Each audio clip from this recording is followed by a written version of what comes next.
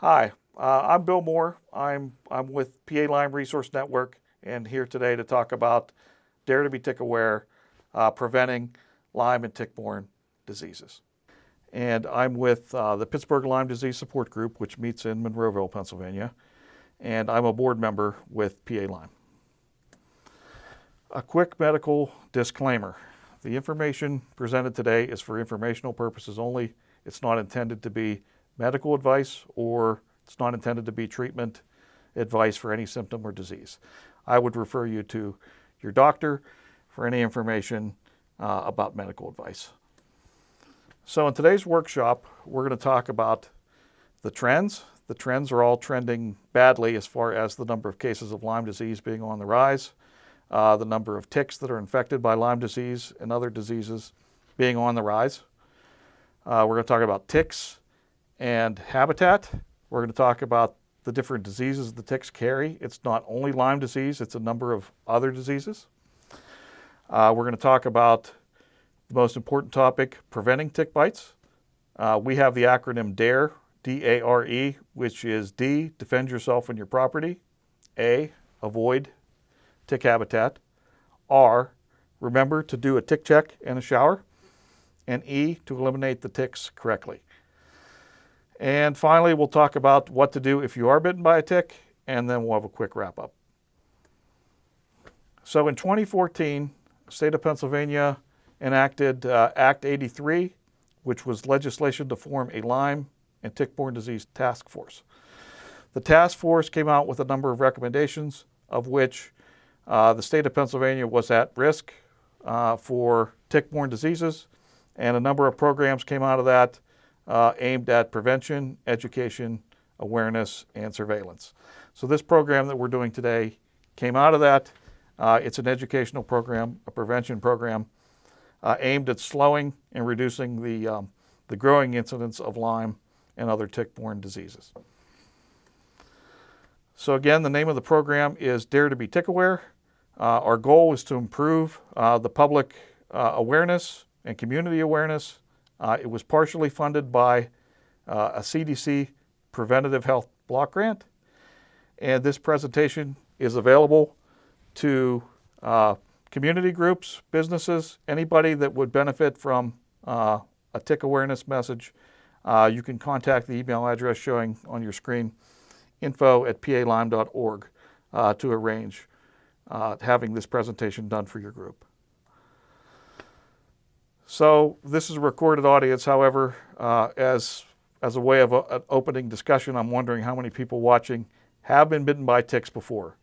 I wonder how many people know somebody with Lyme disease or have had Lyme disease or some other tick-borne disease. And most importantly, I wonder how many people are practicing regular prevention measures. Our goal today is to increase the number of people that are practicing prevention measures. Prevention is the key to Lyme disease and other tick-borne diseases. To avoid them is your best bet. So COVID obviously was something like we'd never seen before, but other than COVID, Lyme disease is the fastest growing disease reported by the CDC. On this graph, we're looking at a number of statistics. The most important statistic here is that for every reported case of Lyme disease, there's another 10 to 12 cases that go unreported. So if you look at the 2018 numbers that are showing here, across the U.S., there were 33,666 reported cases. Extrapolate that by a factor of 10, and that's 336,000 cases of Lyme disease.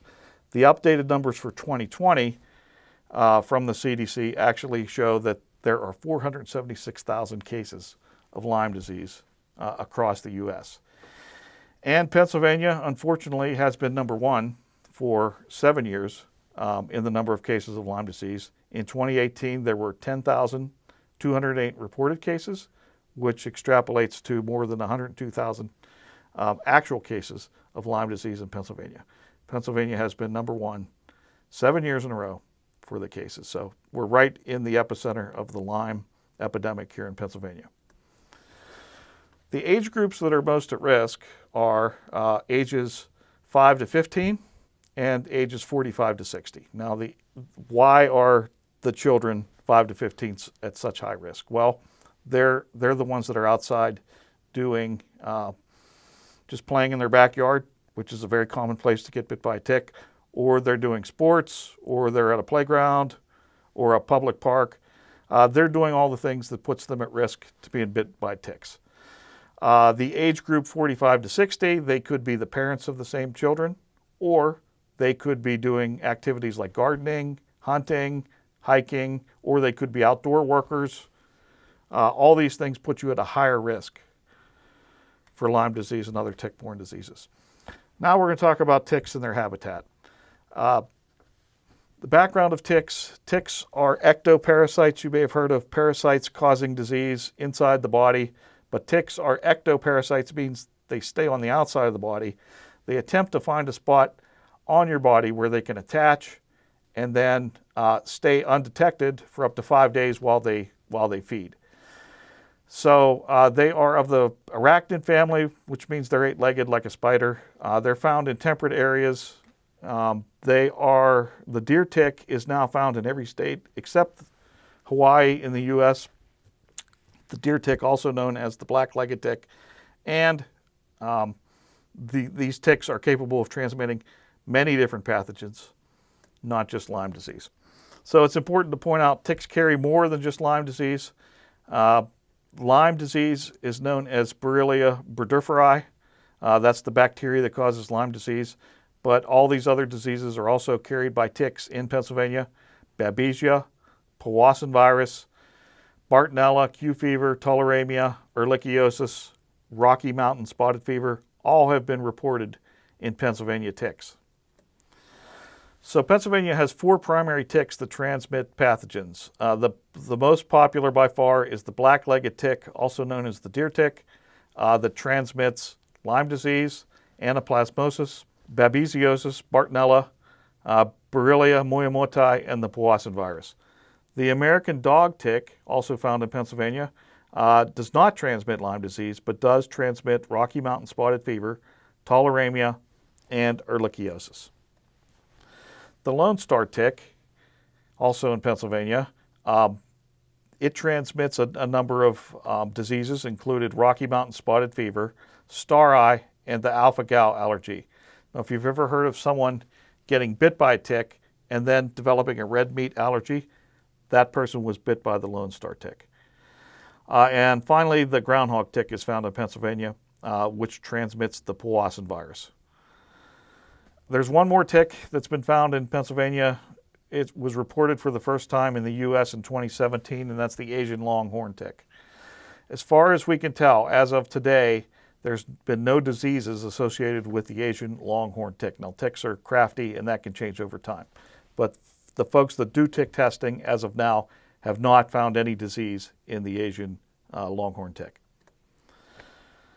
So here's all the hot spots in Pennsylvania for Lyme disease by incidence. Lyme disease started out as a problem in the eastern part of the state. As of today, most of your hot spots for Lyme disease are actually here in southwestern Pennsylvania. You can see that Westmoreland County is a hot spot, Butler County is a hot spot. Allegheny County may not look like a hot spot, but it's only the number of cases are diluted by the number of people that are in Allegheny County. Allegheny County also has a very high number of cases of Lyme disease. So let's talk about tick habitat. Where do they live?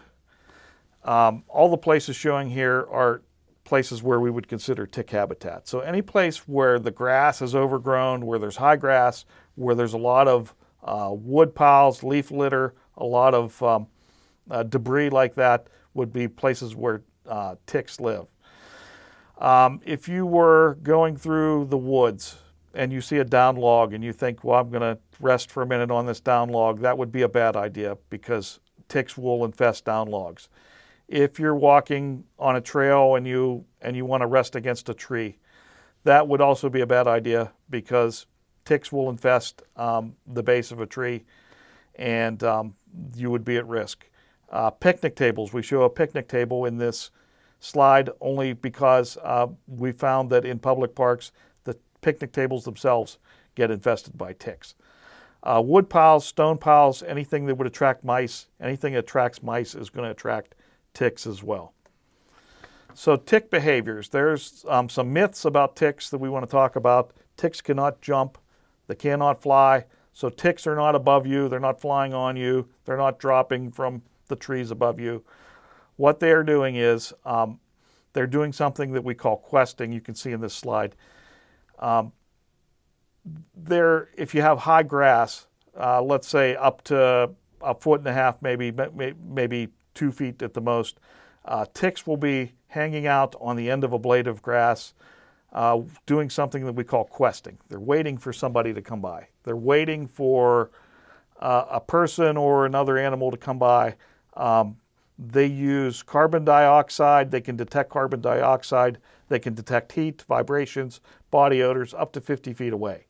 But they're waiting to ambush you. They can't fly, so they're waiting for you to brush past. So it's very important to know it's you brushing past that high grass is where ticks are going to wait for you and ambush you. One exception to that behavior is the Lone Star tick. The Lone Star tick is what we call a hunter tick, and it can actually track you down from a number of feet away, let's say 10, 20 or more feet away. They can actually chase after you. So here's another shot of tick habitat and where they quest. Leaf litter is a bad idea. We're going to talk about your backyard later. But if you have leaf litter around, ticks are going to want to live there. They have a need to stay moist, so they love to live under leaves. Wood piles, again, are a problem. There's going to be mice around, and the ticks are going to be all over the mice. So wood piles are a problem. High grass is a problem. It's a place where ticks are going to want to be. So what is the role of different animals with Lyme disease and other tick-borne diseases? So we're showing deer and mice in this picture. The deer play the role of they give a good they make a good host for the ticks. The deer obviously can do nothing about the ticks that are on it, so the ticks are going to get a good blood meal from the deer.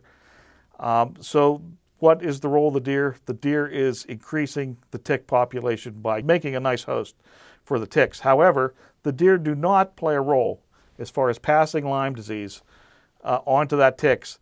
Deer are not capable of doing that. So they don't play a role of spreading Lyme disease. They do play a role in increasing the number of ticks. The white-footed mouse and small mammals do transmit the disease. So 85% of the time, if a tick bites a white-footed mouse, that tick is going to get Lyme disease from that white-footed mouse. So white-footed mouse is primarily the problem in the spread of Lyme disease. So why the increase in the number of cases in the last 7 to 10 years? Temperature shifts, there's warmer winters. We haven't had a winter in more than 20 years that was cold enough and dry enough, capable of killing ticks. So the tick population grows every year because we don't have a cold enough winter to kill the ticks.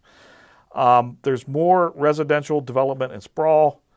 You're seeing a shot there of houses built into the woods. Makes a nice place to live, but it puts those folks at a higher risk for two reasons. One, if your backyard is abutting against the woods, there'll be a tendency, if the conditions aren't right in your yard, for those ticks to migrate from the woods into your yard. We'll talk about how to stop that later on. However, that's a risk. And the second risk is if you're cutting down the forest, if you're making it fragmented, the white-footed mouse thrives in that condition. However, the foxes and the coyotes, they don't like to live in that kind of a forest, so they'll move out. And that, again, leaves no predator for the white-footed mouse. It lets him explode, which makes the tick population in the cases of Lyme disease also explode. Okay, so why the increase in the number of cases of Lyme disease and number of ticks that have Lyme disease? More spirochetes. So the spirochetes are crafty. They become smarter over time. They know how to evade the immune system of human beings and other animals. So there's more spirochetes, there's more mice, and there are more deer. So diseases the ticks carry. The most well-known disease is Lyme disease, and it's what most people talk about. Lyme disease, we've said it before, it's Borrelia burgdorferi.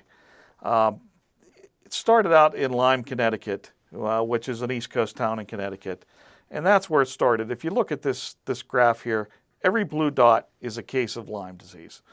So it started out on the East Coast, and it's been migrating west ever since. And you can see Pennsylvania is just covered with these blue dots.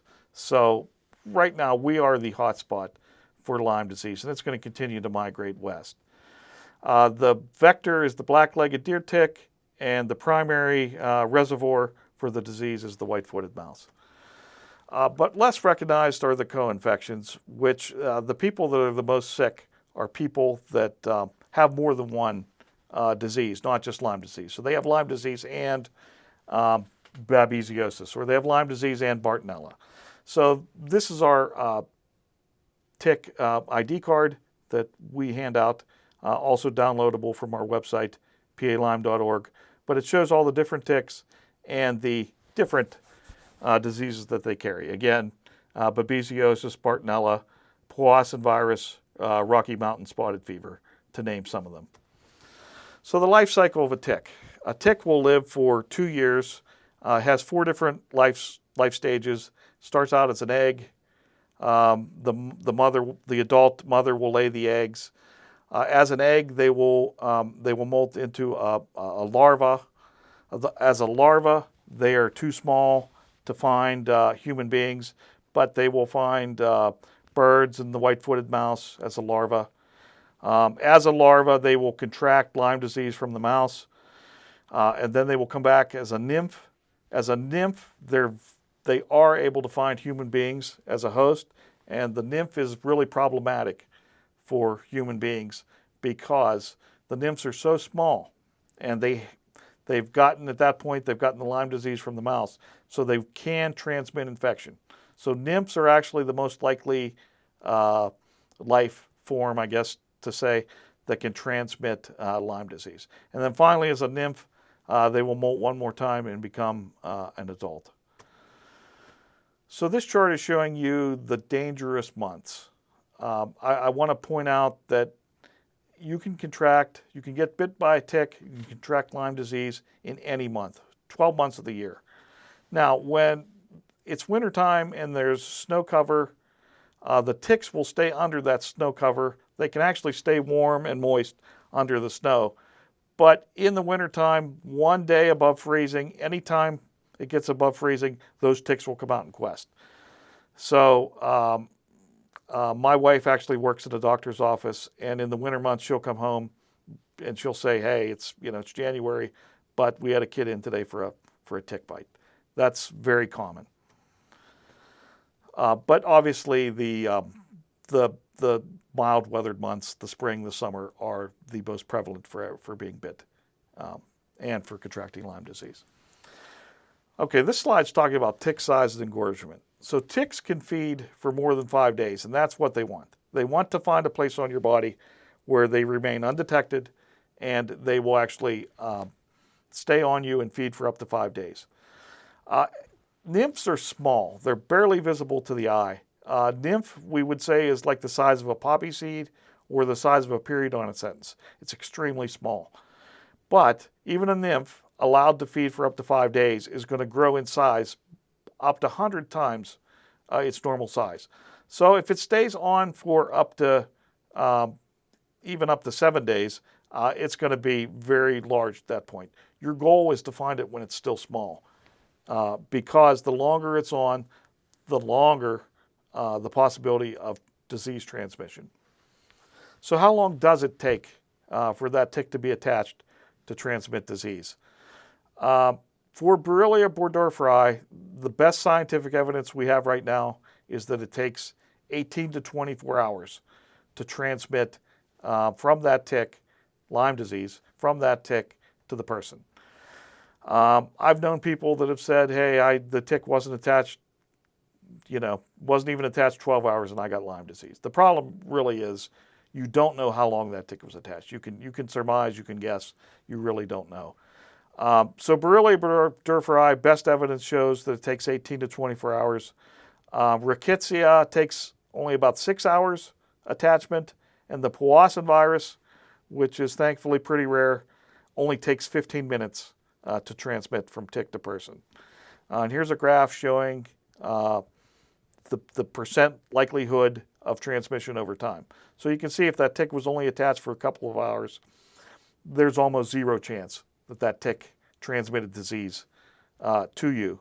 However, if you allow it to go, if you allow that tick to stay attached for 72 hours, you can see there's almost 100% chance that whatever that tick had has now been transmitted to its human host. So time is of the essence.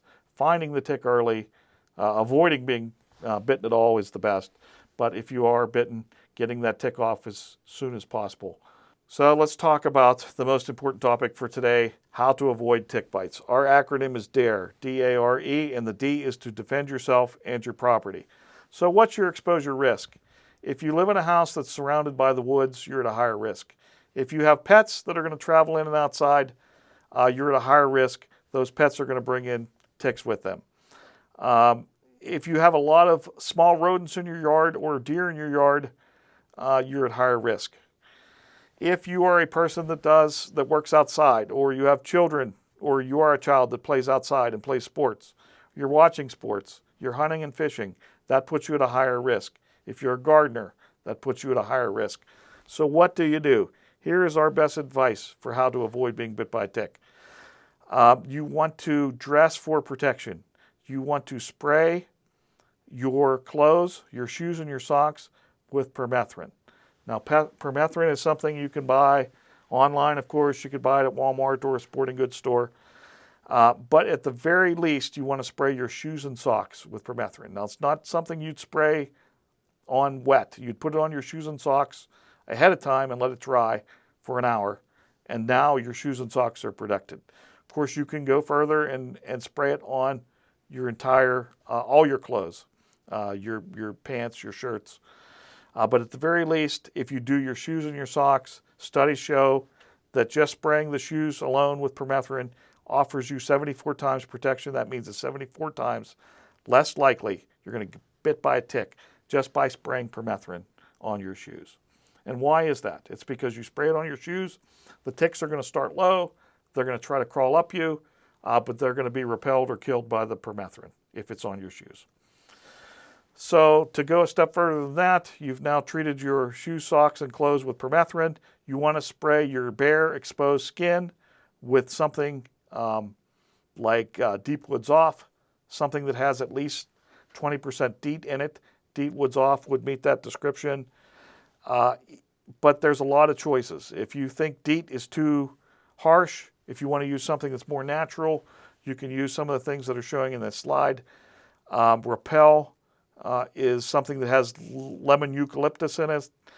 Something that contains cedar oil is also protection. Avon Skin So Soft Bug Guard contains picaridin.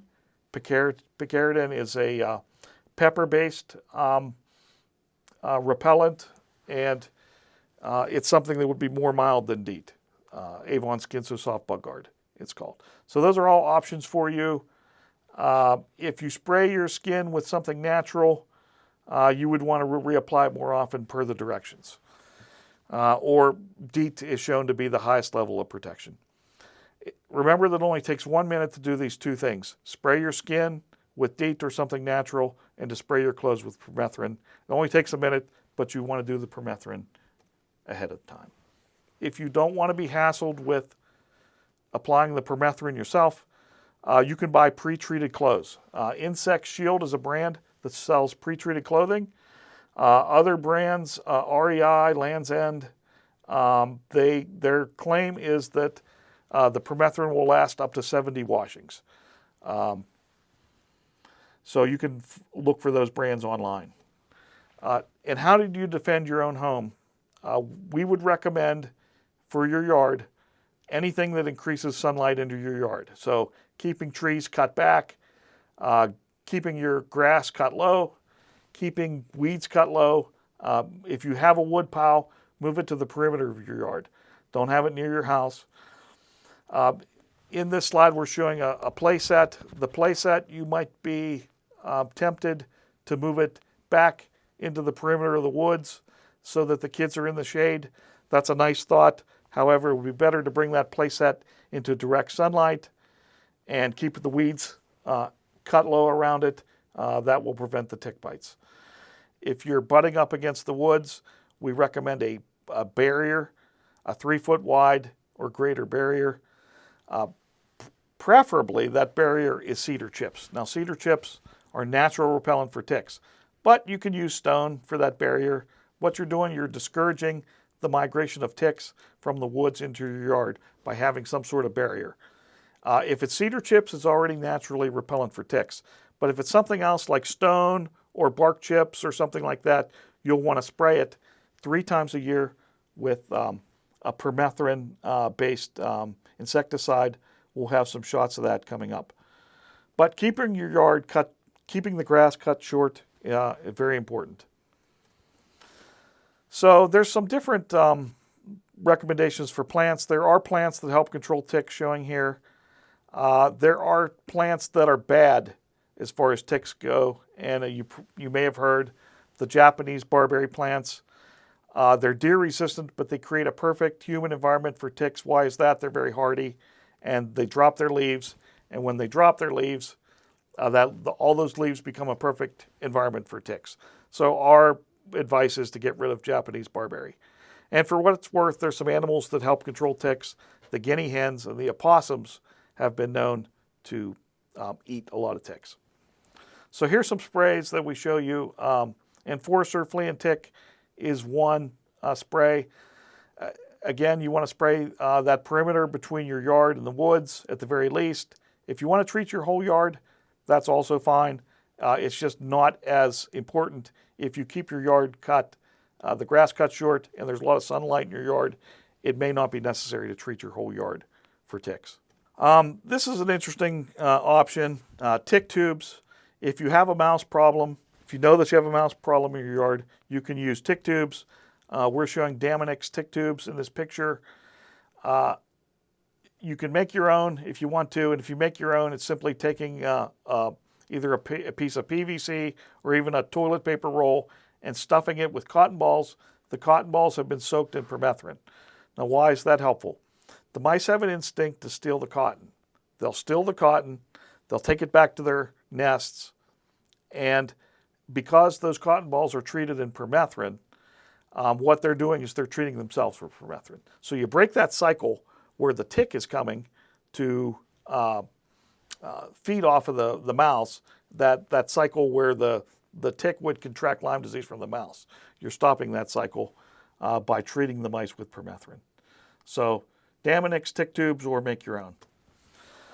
For pets, we would recommend talk to your vet. There's a number of topicals that would repel ticks.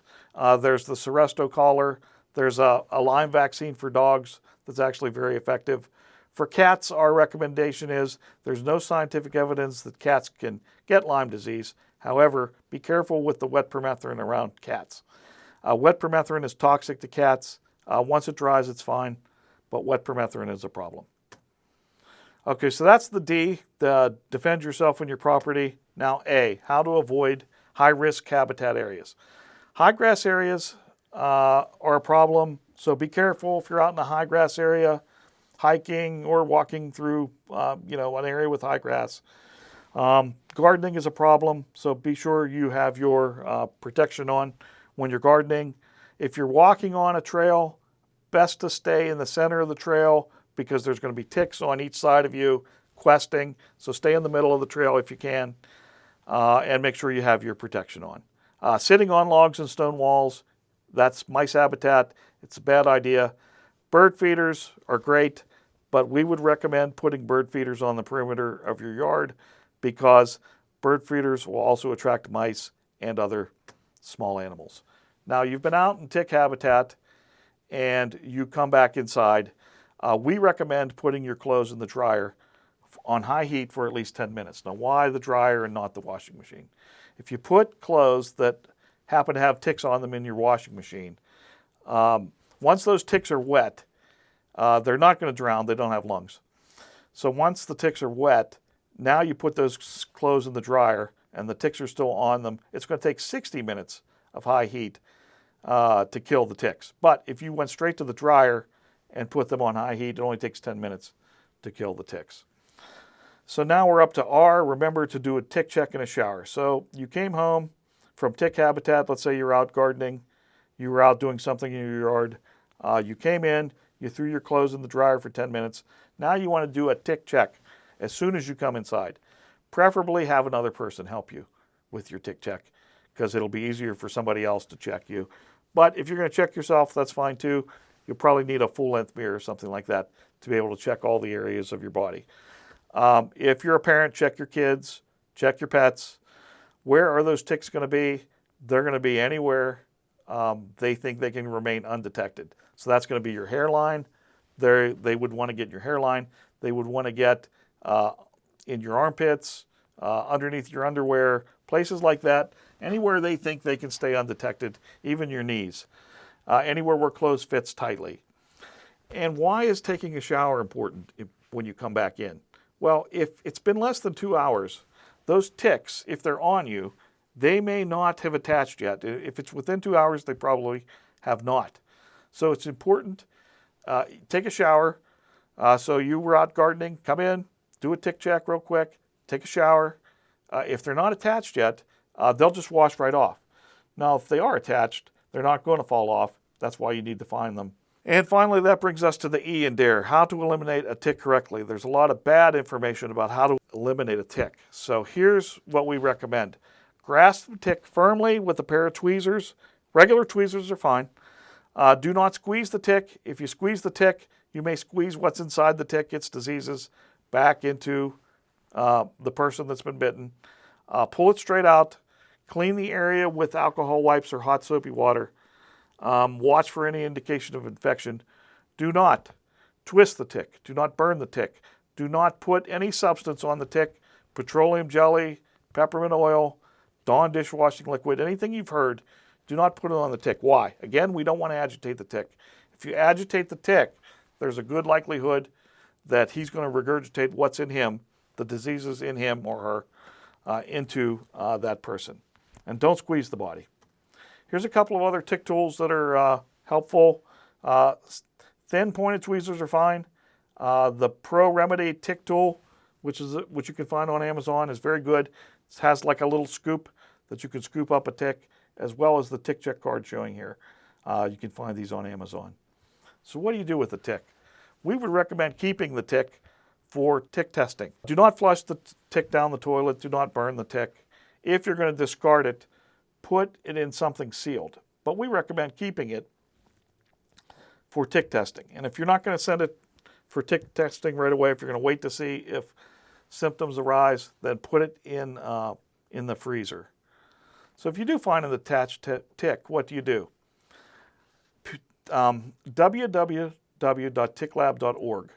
Free tick testing. It's free to residents of Pennsylvania. And they will, for free, test for all the diseases showing here.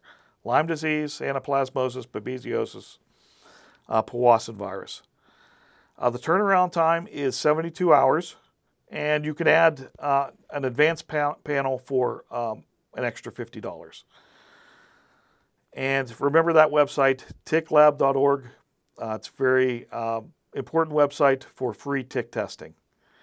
And what do you do with a tick test report?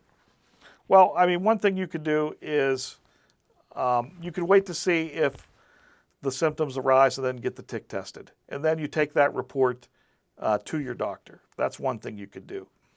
Or even if symptoms don't arise, you can still get the tick tested. And if the tick has Lyme disease or some other disease, you can take that to your doctor and say, look, I've not gotten sick yet, but look, this tick had Lyme disease. Maybe I should get a preventative course of treatment. And that would be between you and your doctor. Or if you do become symptomatic, take those results to your doctor and say, look, that tick had Lyme disease. That tick had babesiosis. Are you qualified to treat me for these things, or can you refer me to someone else? And remember, PALyme.org, our website, we have doctor's referrals if you need to find a doctor that knows how to treat Lyme disease. Okay, so with all that, catching tick-borne disease early is really important. So you've done everything right, but you still got bit by a tick. What are the early signs and symptoms? Early signs of Lyme disease would be flu-like symptoms. So fevers, chills, fatigue, weakness, those would all be signs of Lyme disease. A bullseye rash. Now, not everybody gets a bullseye rash, but if you get a bullseye rash, it is a diagnostic tool that you have Lyme disease. So you don't even need further testing. It definitely means you have Lyme disease. And we're going to have some pictures of the bullseye rash. They're called a bullseye rash because they look like a bullseye, but there's some other rashes that don't quite look like a bullseye that are also indicative of Lyme disease. So if you ignore those early signs of fevers, chills, fatigue, and weakness, what happens next? If you let it go, it could turn into joint pain, sleep disturbances, headaches, fatigue, more severe fatigue, and Bell's palsy. Bell's palsy is facial paralysis. It's very telling for Lyme disease. If you get it, if you see Bell's palsy, suspect Lyme disease. You may get a swollen joint, like a swollen knee. Okay, those are the still early signs, but disseminated. Late disseminated, and then now you're getting into a late stage Lyme disease. You may get arthritis. You may have cognitive problems, memory problems. You may have emotional problems. You may have cardiac complications, like a heart block or something like that.